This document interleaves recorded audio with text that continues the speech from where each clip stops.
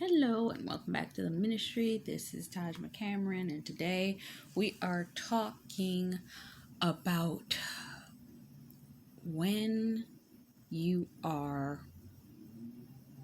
going to need to let go in order to heal. This is a topic that the Lord put on my heart that is in relation to a lot of things, but we're going to talk about relationship today. There are a lot of things that we have been preparing for, waiting for, patient with, and we've been seeking God's wisdom in order to get in order and receive and achieve. So, with these things coming to pass, we have to allow ourselves to go through the process of healing. In every season, we all have seen the clip from the play Medea's I think it's Medea Reunion or something like that, of Tyler Perry as Medea talking about people come into our lives for a season, a reason, or a lifetime. And we have to realize that not everybody is supposed to remain for a lifetime.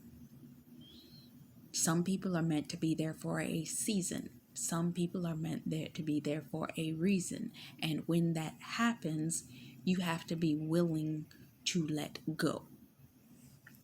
God has a tendency that He's not going to allow you to carry a person beyond the season in which they are meant to be there. If you carry that person longer than they should be there, they will inevitably destroy you. Some of us have a tendency, we will see a person in our lives. They will start to drift, pull away. And we know that pull. We know that feeling. We know. And we want to hold on to them. We remember the good parts about them and ignore the parts that they're showing you in front of your face. We hold on to them. For my people that are preparing for marriage, you know the movie Why Did I Get Married? If you haven't seen it, watch both of them. They're amazing films. But the one character played by Jill Scott, she held on to her husband, and he obviously was disrespecting her, treating her horribly, and cheating on her. And she wanted to act like it wasn't happening, because a lot of us hold on to people because we have the tendency to believe that if we continue to hold on to this person, either they're going to change, which never happens, or we feel like we can't find anything better than them. So we stay. And we see all the red flags, we see the warning signs, we see the danger, you see a crash coming, it's all there. But we ignore it and denial. Oh, you ever heard the saying, denial is bliss? People operate in denial in such a regularity. Denial can be bliss. This is what I'm going to say for y'all. There are some of you, and I need to bring this clarification, because some of you are standing for a prodigal relationship. You were in the relationship, you went through a bunch of stuff with a person, and the Lord's telling you, I need you to get back with them. Society will tell you, and health will tell you, do not get back with this person. If the Lord has shown you that this person is worthy of you reconciling with, this is something you need to understand.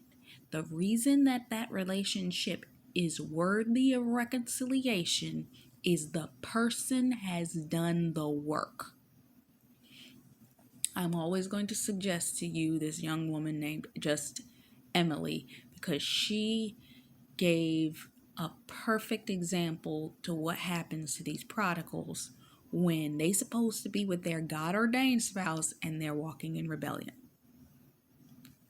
Sometimes the Lord can show you 3, 5, 7, 10 years, even longer ahead of time, if you ask who your God-ordained spouse is. But what happens is when God shows you, sometimes it's 10 years out. Sometimes it's 5 years out. Sometimes it's whatever amount of time out.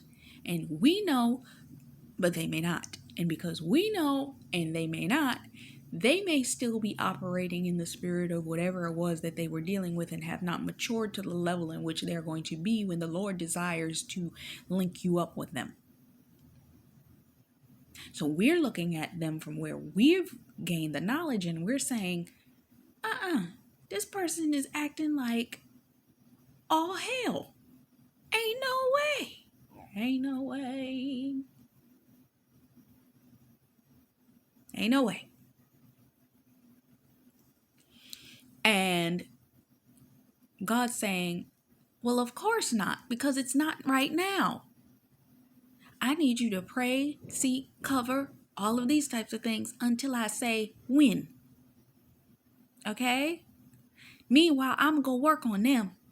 But I need you to pray for them until I say so. Okay? But we have the tendency that we see the rebellion. We see all of this stuff. They didn't know how to treat you. They weren't acting right. All this kind of stuff. And sometimes we just weren't supposed to be with them in that season.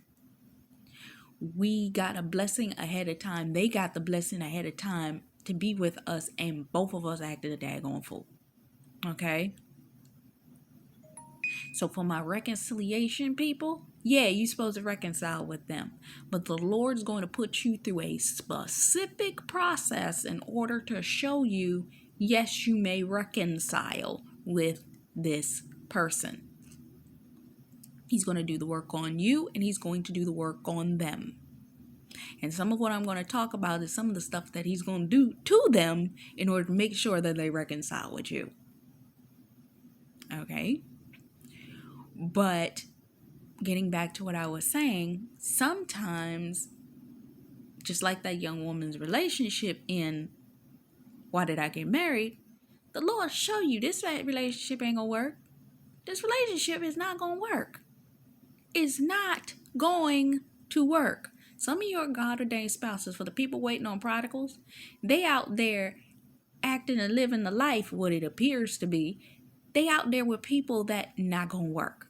If they try to take the relationship beyond a sexual relationship, the Lord will allow calamity to occur because it ain't the one. You ever have a scenario where you have a person that they're within a certain parameter of a scope of relationship with you, and you try to change the level of the relationship to something that it wasn't initially meant to be, and that's where you run into roadblocks and confusion? That's what I'm talking about. Some of these relationships never were meant to be what you tried to make them into, and you had to realize you had to let them go, release them. There are 5 levels of grief. Sometimes we do not go through these levels of grief in order. And because of that, you have to walk through each level individually. First level of grief is shock. Second, grief. Third, denial. Fourth, bargaining. Fifth, acceptance. What happens in most cases is when you're not trying to let the relationship go, you go through denial first. And this doesn't always have to be relationship with a God ordained spouse, a relationship with a partner. This can be business work, business co-worker relationships. This can be partnerships in business, and this can be friendships, even family members. Yeah, them too. And the fact of the matter is, you need to heal. But what happens is you end up in a level of denial. You see the warning signs that this relationship is about to crash and burn and die. And what the Lord is trying to show you is, I need you to release this and let this go.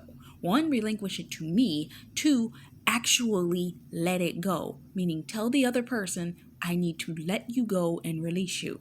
I need to let go. Most people don't, because that means, oh, look, if I'm living with the person, that means I got to separate my lifestyle. I have to separate my livelihood. And a lot of people ain't willing to go through all that. So they're like, I'll say, well, I don't even feel like I want it, because that means that I can stay in the comfortability of this living space and don't have to move past it. But if I do, I have to break up the house. I have to break up the finances. I have to break up the living situation. I have to break up am I going to be able to keep my car, my pets, our kids, if you have kids, so on and so forth. And most people, they think they see that mountain of stuff that they got to do in order to break this thing up. And they say, no, I'll stay right here. I ain't even going to worry about it. I don't even care that they are treating me like crap. Sorry, but it's the truth. And they will stay in it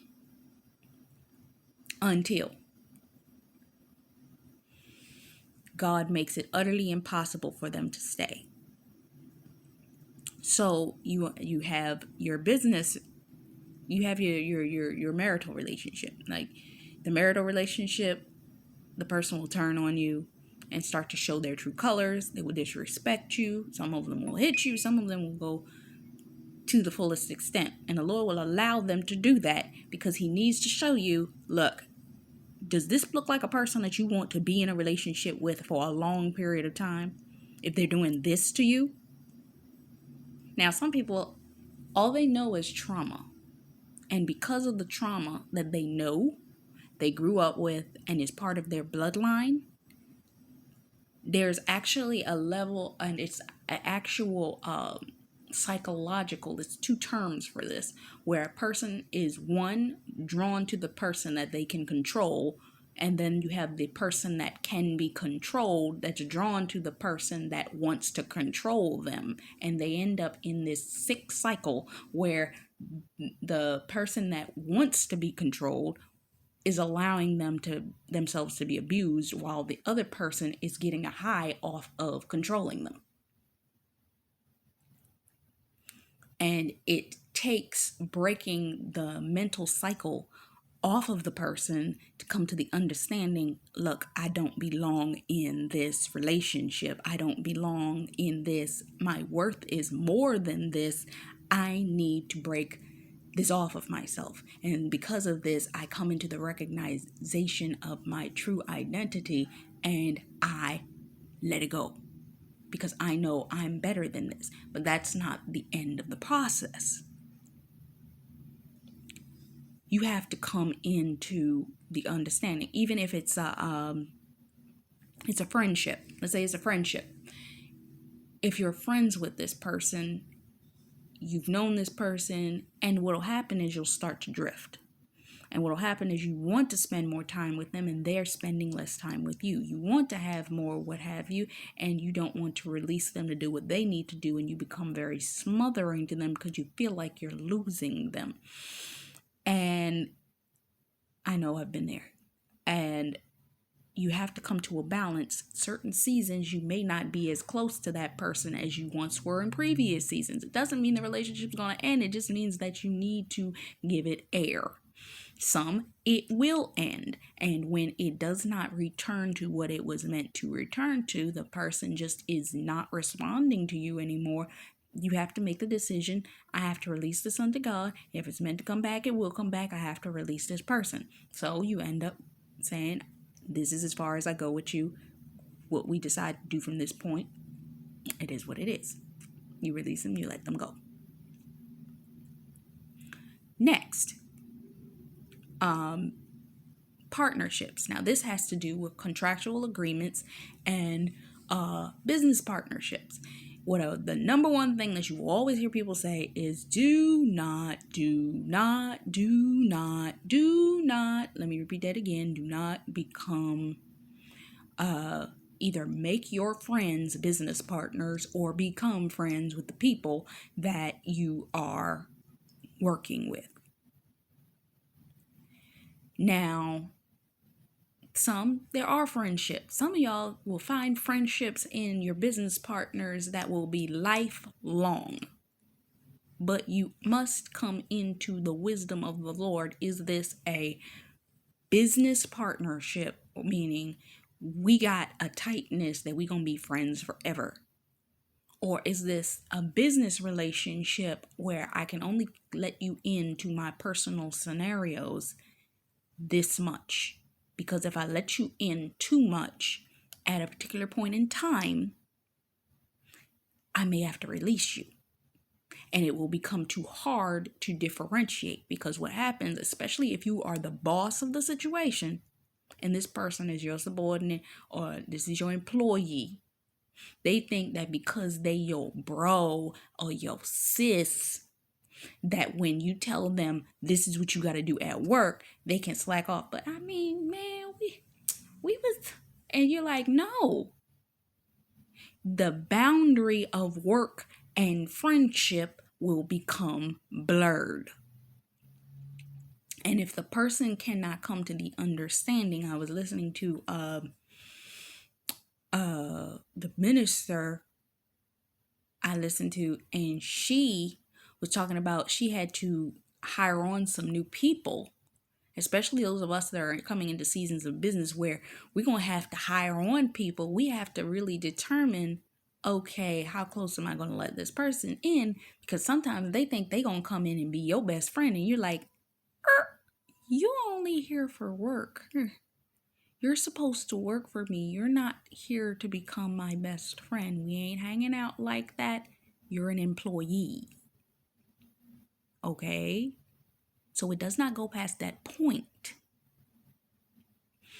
And what they do is they try to come in and they become friendly with you. And then all of a sudden, what ended up happening in her situation is that she kept trying to tell her, you work for me. You need to carry yourself in a certain level of excellence and professionalism that you are not doing. Coming in slacks and sweats and all this kind of stuff is not the way to dress when working with me. Meaning, if you're coming in associate, everybody has to dress appropriately. I'm not going to give y'all uniforms, but... And she was not listening. She kept going back to her regular attire. And she was doing certain things that wasn't appropriate because she felt like she had that lack stability. And the woman was saying, she kept trying to give her advice and she was not taking it. And what ended up happening is she lost her position. And she had to end up pulling back from this young woman and then allowing her to be released. It's never easy, especially for those of us that are extremely kind people and we want to help everybody. You know their story, you know what they're dealing with, and when they come to you, you can't allow yourself to hear their crying stories, because that's where you must be a boss. I was listening to my coach the other day, and it's like, she put it in a format of, you cannot, sometimes it may make you feel like you're coming off like a witch with a bee because you have to be professional to that degree, which means you have to give them the full coldness of, I gotta cut you off and I got to cut you off, meaning I gotta release you from this job and I gotta cut you off in contact because you're not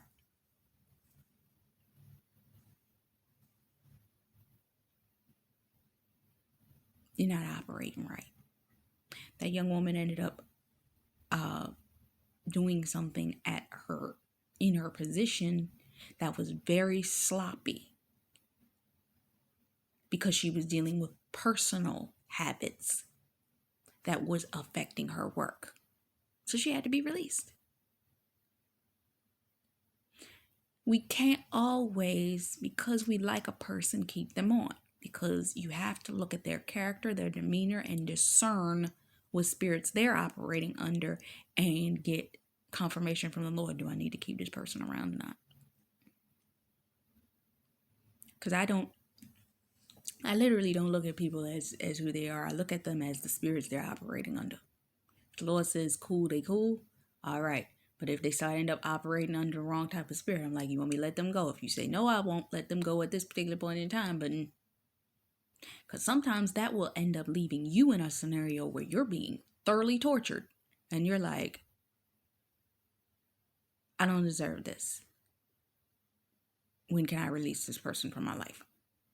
And sometimes the Lord will allow that so you can recognize, are you going to allow this to happen, or are you going to operate in peace? And some of it, because you have legalities, you have to do so in appropriate formats, meaning there are a certain type of reprimands, there's certain type of all that type of stuff, especially with partners, partnerships, business associations, and contracts.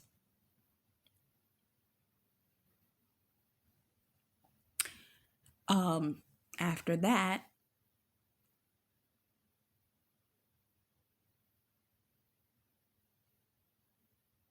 you have to prepare the separation and cut them off. Once that has happened,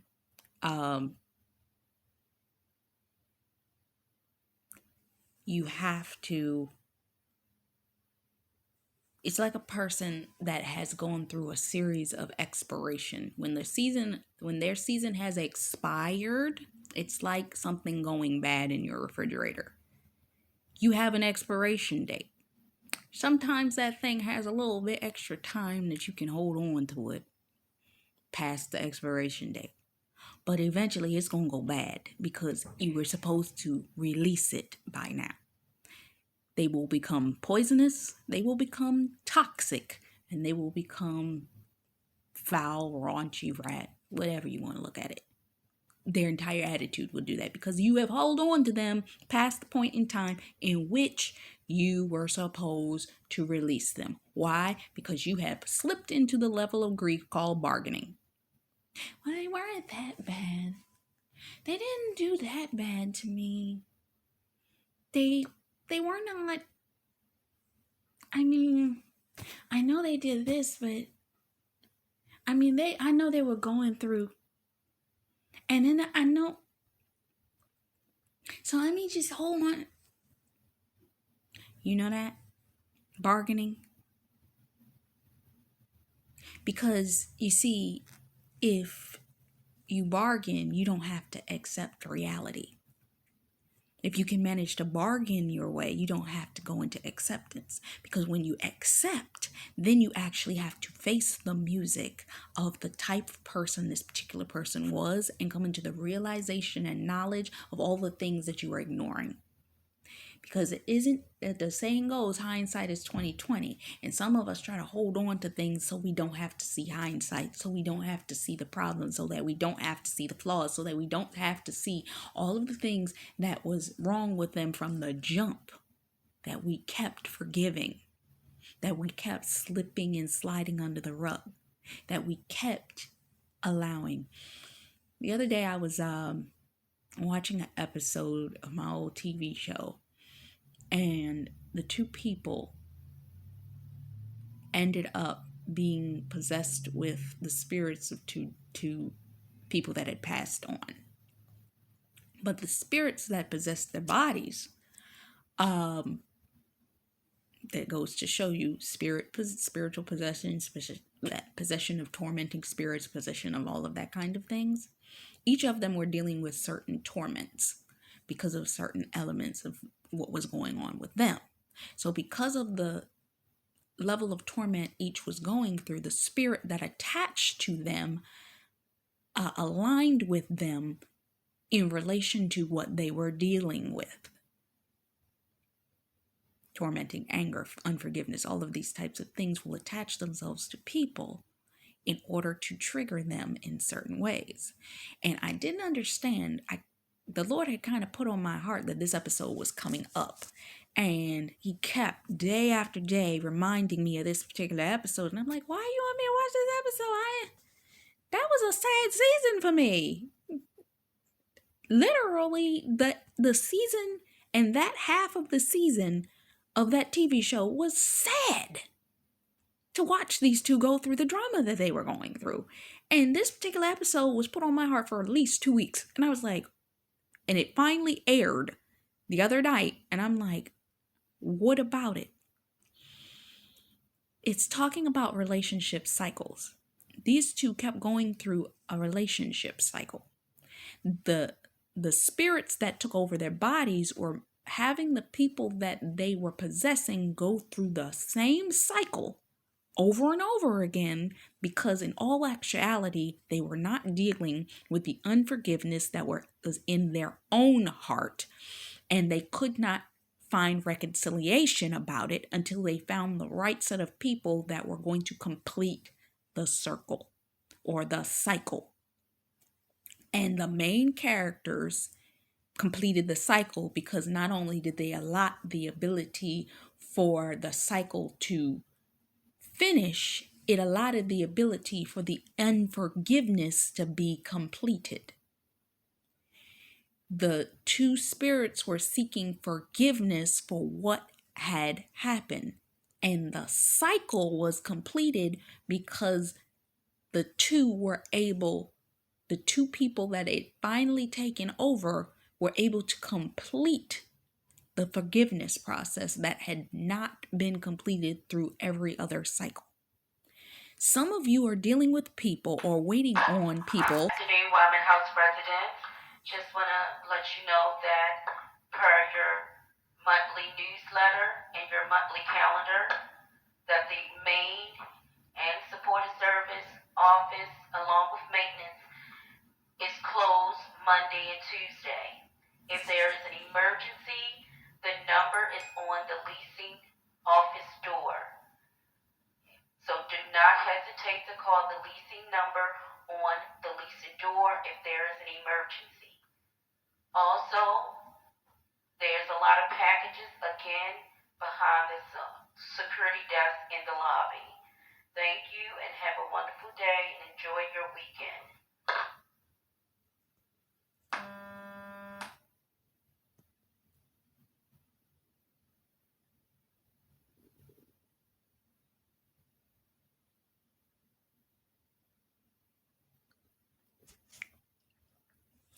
Okay.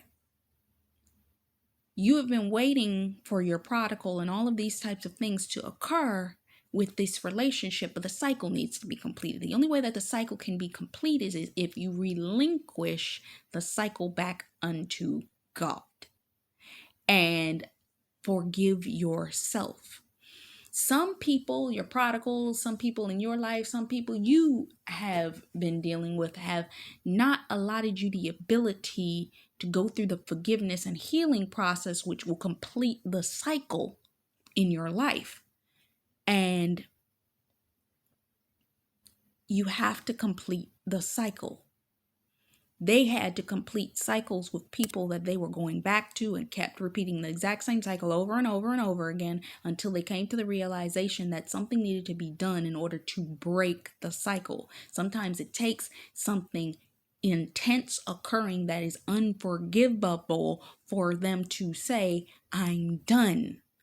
The cycle must be completed. Either forgiveness must be achieved on your end and they be released, or what's going to happen is they must do something to unforgivably, unrevocably damage the relationship in order for you to release them and let them go. God allows this to happen because of the fact that you would not release them on your own. So he ends the cycle for you by making it extremely evident and destroying it so that it cannot be restarted.